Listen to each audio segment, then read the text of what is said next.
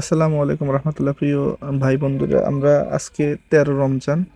আজকে আমরা আলহামদুলিল্লাহ আপনাদের দোয়ায় আরেকটা ফ্যামিলিতে উপহার পাঠাতে যাচ্ছি। আজকের উপহারের প্যাকেটটি হচ্ছে রমজান ও ঈদ উপহার।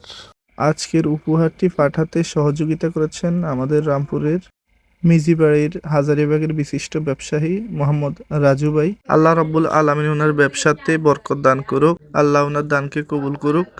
আজ আমরা যে উপহারটি রেডি করেছি, এটি যাচ্ছে ওদাহাট বাজারের দক্ষিণে সূর্যনারায়ণ ভর। আর যে ফ্যামিলিতে যাচ্ছে উনি হচ্ছেন আমাদের গ্রামেরই মেয়ে, খুবই দুঃখে কষ্টে জীবনযাপন করছে। আশা করি আপনারা সবাই আমাদের সাথেই থাকবেন আর দেখবেন আমরা কেমন ফ্যামিলিতে আমাদের এই উপহারটুকু পৌঁছে দিচ্ছি। আর দয়া করে ভালো ভালো কাজগুলো অবশ্যই বেশি বেশি শেয়ার করবেন। আপনাদের শেয়ারে একটু আইডি রিচ বাড়বে। আর কেউ কেউ আছেন এগুলোর বিরুদ্ধে যে ভিডিও করে দেওয়ার কি দরকার। আসলে আমরা যদি তুলে না ধরি তাহলে আপনারা দেখবেন না যে মানুষ কত অসহায়ভাবে দিন যাপন করছে, কত খারাপভাবে দিন কাটাচ্ছে। তো সেটার জন্য আমি আসলে চেষ্টা করি যে আপনাদের সাথে শেয়ার করার জন্য যে অমুক লোক অমুকখানে এভাবে কষ্ট করতেছে বা ইয়ে করতেছে।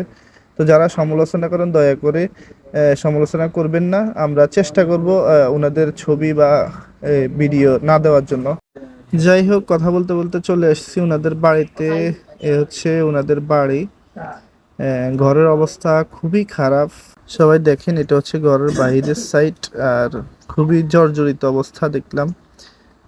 দেখেন বৃষ্টির পানি সরাসরি ঘরে চলে যাচ্ছে। আর আমি এমনটাই দেখছি যে ঘরের ভিতরে চৌকির উপরে তেরপাল দিয়ে বৃষ্টির পানি রোধ করতেছে, মানে আটকাইতেছে।